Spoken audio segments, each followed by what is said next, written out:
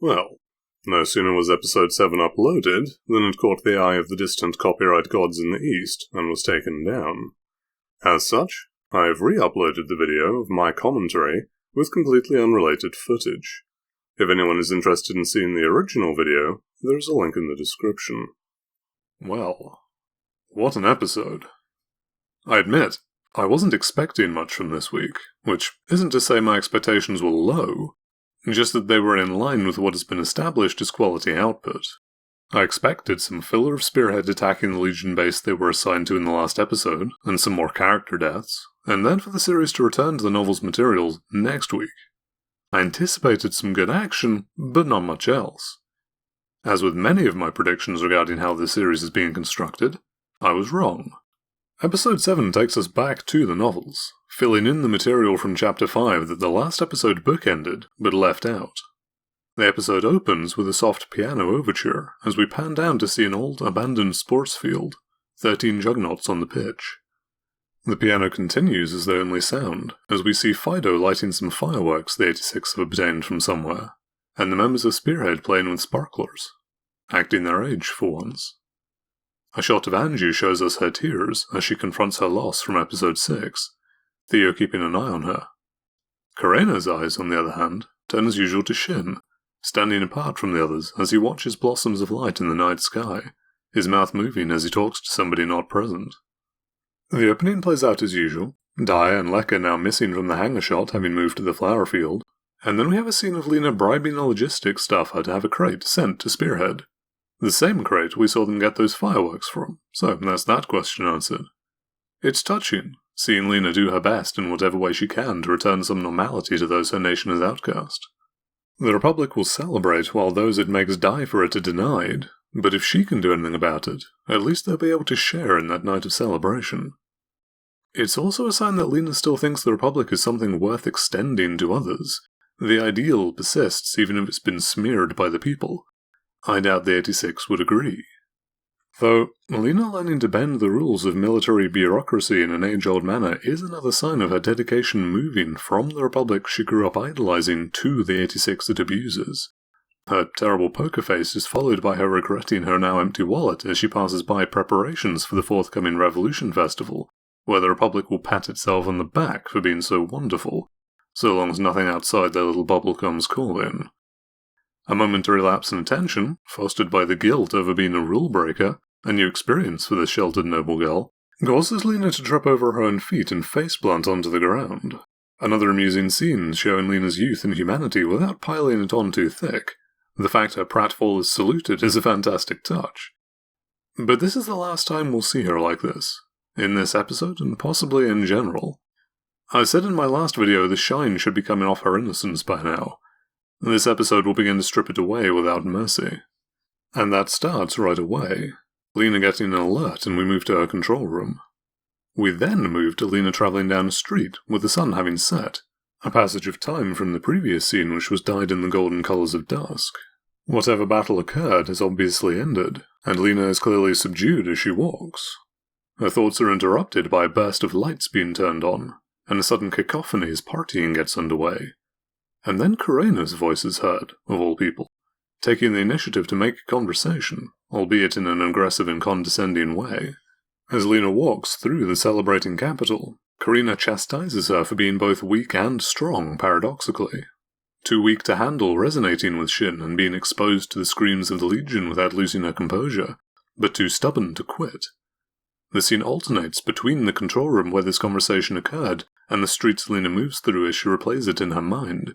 Kurena's descriptions of the horrific fates 86 experience on the battlefield they're forced into, under-equipped and cast off, spoken over the merrymaking and ribaldry of oblivious fools.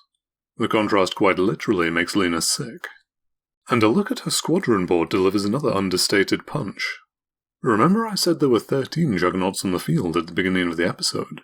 But there were 16 members of Spearhead still alive at the end of episode 6. We've lost 3 more. Unseen, unnamed. Mina, Makuri, and Shuri. Joining Kariya and Ochi in a death so commonplace it can't be marked even by attention. Makuri and Mina are Lucosia and March Hare respectively, and their loss leaves Anju and Karena as the only surviving girls of Spearhead, though placing the personal names of the others is a little more difficult. Between Korea, Ochi, and Shuri, there are Gladiator, Dendroaspis, and Lebet, but who is who has yet to be revealed that I've seen. Still, time to update the roll call again. Returning to her room, we see Lena's little box of spearheads, little headshots she's drawn of the 86 to mark them in a manner similar to Shin taking a piece of their jugnauts, is getting quite full, and her nightly resonance finds herself talking to Raiden and Theo as Shin is already asleep.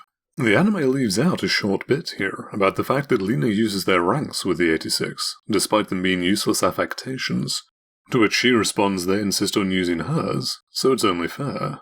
Both sides realizing that the formality is as close as they can get to casual interactions. The 86 will not allow her to be intimate with them. Any attempt at closeness would be an insulting pretense, that divide ever present. The following conversation about how even the 86 who fight with him don't fully understand the reality Shin lives with, never being able to tune out the wails of the dead, also leaves out some more details about that former handler who committed suicide after resonating with Shin. He was apparently a criminally sadistic piece of work, who would intentionally give false information and orders that would get processors killed. So one fight, Shin told his squadron not to resonate with him, and turned his own resonance to maximum, letting the handler endure the full exposure Shin typically lives with. The next day, military police reported the handler had killed himself. That's what Shin deals with without a respite. And it's not just Shin. All of Spearhead are exhausted, having to fight even as their numbers drop, meaning each one needs to fight to make up for their missing companions, means they're all being pressed past their limits. Lena's assurances that she'll do everything possible to get them reinforced is met with a silence that confuses her, before Raiden and Theo respond. The next day finds Lena at her uncle's office as she jumps the chain of command to appeal to him directly, a significant breach of etiquette that she is fortunate to only get a mild rebuke from him regarding. And here doublespeak comes into play. Lena hearing, due to her remaining faith in her uncle being a good person, that he's already moved to help her with a request. Her uncle being quite willing to allow her to interpret his empty statements that way, before distracting her with talk of the celebrations to come, even phrasing it so she would accept attending the party in return for the help she thinks he's providing. But she'll do it her way, and here we get the first proper look at the steel Vladilena has running through her body. She will absolutely try to make the best statement she can if she's forced to attend a pointless display of ostentation even as innocent people die to allow it in the far-off distance, showing up in a black silk gown and funerary flowers, and wearing her pararade as an accessory. One benefit being that at least she's making herself such a pariah that she isn't being bothered with vapid social contact, much to Annette's exasperation. And damn does she look good doing it. After Annette is driven off by the appearance of yet another one of her suitors, Lena makes her way to a quiet balcony to watch the fireworks she had mentioned to Shin earlier, after getting a call from him as he in turn watches the ones she had sent. The first time he's initiated contact with her, an 86 reaching out over the walls of the Grand Mur. Shin thanks Lena for the delivery. In the novels, she'd snuck it to them by labeling it Special Warhead, which is technically correct, saying the recent dead would appreciate the equivalent of a gun salute, adding that it had also helped Anju cry. A mention of her never forgetting Daya leads into Shin thanking Lena for remembering his brother, as he's forgotten most of what time he spent with his family by now. And then comes a line which the anime really gives appropriate gravitas to. Shin somewhat casually asks Lena to remember them, Spearhead, as she remembers Rei. The novels specify that she thinks he intended it to seem like a joke, but she could sense a much deeper longing for it to be true behind his words. And indeed, this one request is something she holds to for the entire rest of the series. This is a formative moment for Lena, and the crescendo of the music which defines this episode along with the bursting fireworks really do justice to how important this single line is. Seriously, it's difficult to overstate it. And that steel she was showing a bit of at the start of the party solidifies into a core of strength, as Lena finally steps beyond being the naive little girl we saw back at the start of the anime. She clenches her fist as she swears that, before having to carry their memory, she'll keep them alive, the shot changing to the San Magnolian flag, as if to suggest the biggest problem that promise will encounter. We then jump back in time again, because the chronology of this series is a nightmare, to see the monthly supply drop to Spearhead being delivered. Bags, boxes, crates, new juggernauts, and Lena's present, which receives a scathing comment from the Alba overseeing the delivery. Significantly, the anime leaves out a short exchange where the Alban makes a crude sexual remark regarding the reason Lena sent something special, to which Shin, who has otherwise been ignoring their presence as he checks the inventory, immediately shoots back in kind relating to the officer's wife and her boredom at night. He then stares down the officer and intimidates him into silence without even changing expression. I guess it's no surprise the anime left this out, but it's still a shame, as it is an establishing moment regarding the connection Shin has formed towards Lena, even if he's unaware of it himself. You can insult him and he won't care at all, but bring her into it and you get an instant response. The rest of Spearhead runs over to explore the odd inclusion to their supplies, and we see Karina turn away sadly from the excitement of the others. And now another formative scene. Honestly, this episode may turn out to be the most significant one of the entire run, with all the establishing scenes it's including. We see Karina and Anju taking a shower, the art and angles disallowing any sense of gratuity, as Karina hesitantly brings up the idea of telling Lena something, to which Anju immediately responds with happiness at the smaller, shorter girl wanting to engage with one of the hated Alba. Not necessarily for Lena's sake, but at Karina letting her hatred slip. This girl, who despises the Alba for what they inflicted upon her family, who cherishes her hatred in place of what was taken from her, is reaching out to one of them to try and spare her pain she knows Lena doesn't deserve. But the only way she can is to hide the fact that she cares, even a little, from herself. So she tries to intimidate Lena into giving up before things inevitably get worse, as shown in the earlier conversation. Or tries to justify revealing whatever it is Lena doesn't know as it being something that would make Lena stop bothering them. Which turns out to be something Anju can't actually refute, harkening back to what Kaie told Lena before. It would be better for Lena to not have anything to do with them. But that they want to spare her pain is also what's keeping them from telling her something which would hurt her, yet will apparently lead to more pain in the future. And then Anju moves her hair, and a brief glimpse of something scarring her back can be seen. It turns out Anju has always showered alone up until now, and even at the earlier riverbank scene you may note that she was far more covered than the others. The fact that her Alban heritage was used as a reason to abuse her in the camps of the 86, leading her to try and hide what was carved into her flesh, growing her hair out to try and conceal it. At least until now. Dai praised her hair when they first met, to make her feel less self-conscious about her appearance, and he'd remained with her ever since. But with him gone, and all the other girls gone, the fact that Anju has somewhat given up on trying to maintain a quality of life for herself I think comes across. As an aside, though only the one phrase is depicted in the anime, I take how this scene was worded in the novels as saying Anju is actually far more heavily scarred than only the words whore's daughter. Those are just all Karina makes out clearly behind Anju's hair. Anju mentioning Dai leads her to then ask Karina about her feelings, and this is where the localizers lose many, many points. I jokingly took one off previously for them misspelling Lekka's personal name despite it being shown on screen. I understand subtitlers have tight time pressures, and certainly don't get to pre-watch the episodes they're responsible for, likely only getting a script with minimal context.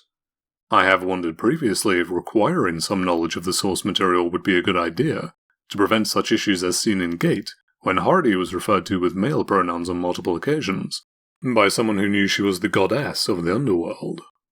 But most such issues are minor, and a far bigger complaint I have is that they're rarely returned to and fixed after the fact when I really think they should be. In this case, however, it's actually far more serious. The conversation started out with Karina suggesting they tell Lena something, so Anju could just be returning to the original topic. But she isn't. She's continuing the new topic regarding those the girls have feelings for, and in Karina's case that's certainly not Lena. This mistake completely misses the fact that Anju is asking if Karina doesn't want to confess her feelings to Shin, and so leaves out one of the fundamental conflicts of Spearhead, that they all look to Shin to save them, to carry their name with him and so deliver them from the fear of death, but they're torn up by the knowledge that none of them can do the same for him, Especially in Karina's case, as the scene moves to a flashback where we see the moment the little redhead first fell for Shin, as he delivered mercy to another 86. Before she gained a name, and regarded those with one as people to fear. She'd seen her parents die in front of her sister had gone before her, and now she was trapped on a battlefield of death waiting for it to claim her. And then she met someone who promised to take her from that place. Shin stepped forward when everyone else was at a loss, comforted the dying, promised to carry them forward, and delivered them from pain and fear. In many ways, Shin is a messianic figure for his companions, but that fact inherently comes with them being unable to stand where he does. They can never provide him the solace they receive from him. Karina loves him because he'll save her, but the fact she can't save him in turn just eats at her. It's interesting to see this flashback included, actually. I had thought they'd stolen it for Kujo's death. The anime really likes having Shin shoot people, it seems. Karina's despair over this situation returns to the earlier fireworks as a symbolism of the transient nature of life, a very Japanese concept called mono no aware, which celebrates the brief glory of things even as you know they'll fade and disappear, leaving behind sadness both short and long term. Because the Japanese all appear to be masochists. Have you ever seen a Japanese graduation ceremony? They're all crying. In the West, we couldn't be happier to finally leave. The music playing over the flashback and Karina's monologue is a slow, poignant string piece, continuing this episode's focus on letting the soundtrack set the atmosphere, and it carries on as we see Spearhead approach the site of that mission they were assigned previously, the one they knew was a trap. Just how much of a trap, though, it turns out none of them were expecting, as a streak of light punches a hole in the clouds of Eintagsflieger overhead and obliterates two members of Spearhead before they'd even started to attack, Shin having heard no warning. Further shots drop from the sky and two more die even as Shin noiselessly screams for his people to scatter, the music intensifying as the first explosion echoes, each death being marked by a shot of the processor in question enjoying those fireworks. Kino, Chisei, Toma, and Kuroto. Life is transient as a blossom of light. No other noises interrupt until Lina finishes analyzing the bombardment, saying in shock that the firing position is calculated to be 120 kilometers away with a shot speed of 4,000 meters a second, capabilities no other Legion on record has ever displayed. As Spearhead flees, Shin senses the malicious gaze of his brother upon him, another fantastic little touch being the button of the pocket where he keeps his brother's mark glinting as Shin's obsession at the prospect of seeing his brother once again overtakes him, before Lina officially commands them to retreat. This scene could possibly be the single most impactful scene the anime will offer, in my opinion. It took my breath away, and I think it will stay with me for a long time. Moments like those make me pleased to have anime to enjoy. The scene itself is a bit of an abstraction from the novels. There, it's stated that both sides knew the base to be a trap, the Legion setting up forces to ambush any assault, which Spearhead attempted to flank and ambush in turn. But this itself is the Legion trap, those ambush units being the trigger for the bombardment to drop, killing two immediately. The only reason Spearhead survives at all is because Shin manages to quickly take out the Emis acting as forward observers to allow the bombardment to be accurate, and because even after that, the bombardment stopped after 10 rounds, allowing them to get away. At that, they still had to shake the conventional Legion units that attempted to pursue, the entire action ending with 4 of Spearhead being lost, whereas the anime has them all fall to the artillery. Given the emotional direction the scene was going for, I think it would have been impossible to make the engagement longer and more faceted without losing that pathos. Additionally, to throw some numbers around to explain why Lina is losing her mind at the specs of the artillery she reads out, I'll repeat. 120 kilometers with a muzzle velocity of 4,000 meters a second. For comparison, the main battery of an Iowa-class battleship had a range of 39 kilometers and a muzzle velocity of up to 820 meters a second. Modern howitzers have a range of around 30 kilometers using rocket-assisted rounds, though the next generation is pushing for 70, and a muzzle velocity that can vary, but typically no greater than 850 meters a second. Taking direct fire guns into account, the Rheinmetall 120mm cannon carried by many main battle tanks tops out at 1,750 meters a second and a maximum range of 8 kilometers. The testing targets for military railgun programs aimed to reach only 3,500 meters a second. Whatever is firing at Spearhead is absurd. Those shells are traveling near Mach 12. Ludicrous speed! Go! Spearhead regroup at that sports field they had set the fireworks off from previously. The charred husks of previously bright sources of joy being another emotional contrast from the anime. 9 juggernauts on the pitch. 9 survivors, dirty and exhausted, as Lena panics over the power raid about getting them replacement people. And so the last reveal of the 86 comes. The thing no one was willing to tell Lena. The last punch to finally shatter any faith she had in her republic and its flag of many virtues. The 1st defensive squadron of each front is a dumping ground for those 86 too skilled or lucky to die normally in battle. Spearhead in the eastern front, Sledgehammer in the north, Longbow in the west, and in the south, there's some confusion over the name. The translation of the novels call it Laser Edge, whilst Google Translate gives Leather Edge. But another translation for the Japanese for leather is razor, so it could also be Razor Edge, which sounds the best to me. Any promises of serving 5 years and being given restored citizenship are a lie. Rather than using the 86 to fight the Legion, San Magnolia is more using the Legion to exterminate the 86. They never had any hope of survival. No reason to think of the future. As soon as they were assigned to Spearhead, they knew they were going to die within 6 months. Frankly, this conversation, especially Raiden's explanation of why the 86 still fight even though they've been condemned to an empty death by callous abusers, could be the subject of an entire video by itself. It covers topics many in the real world who like to pontificate about morality and justice fail to consider in such depth, and though the mentality of fighting to protect those who abuse you because lying down and dying to take them with you would be too pathetic may seem strange to many, it's important to remember 2 things about the 86. First, that the core of their identity has become not being like the Alba of the Republic. They've never had a nation to belong to. They've forgotten any family that might have given them a name.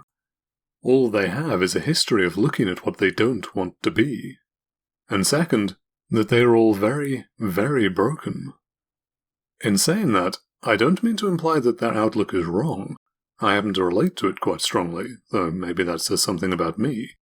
But they have a significant inability to consider alternatives, which plays into one of the things the anime leaves out about this conversation. That the current generation of 86 are too beaten down to consider rebelling.